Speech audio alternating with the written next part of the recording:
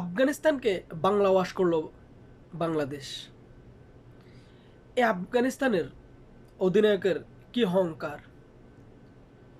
Series শুরু হওয়ার আগে যখন সাংবাদিকরা রশিদ খানকে বলেছিল এই সিরিজে তো লিটন দাস নেই, আপনি কি বা আপনারা কি তাকে মিস করবেন? উত্তরে রশিদ খান বলেছিল সে তো বাংলাদেশি, বাংলাদেশিরা তাকে মিস করবে, আমরা না।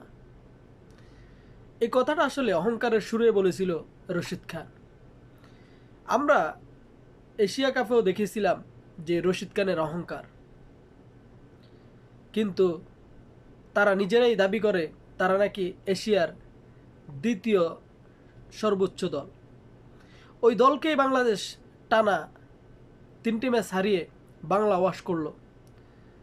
লাস্ট ম্যাচে অসাধারণ খেললো বাংলাদেশ। বাংলাদেশের ব্যাটসম্যানরা এই সিরিজে ব্যাটিং বোলিং দুই ডিপার্টমেন্টেই খুব ভালো করছে।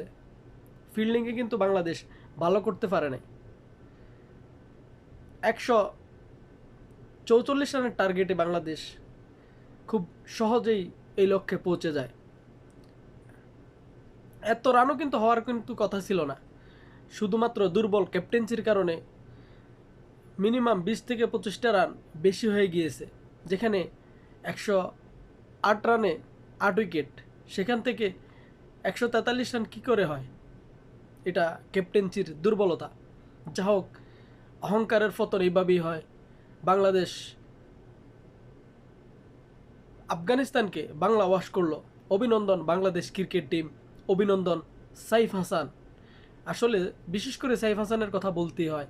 সাইফ হাসান অসাধারণ খেলেছে এই টুর্নামেন্টে।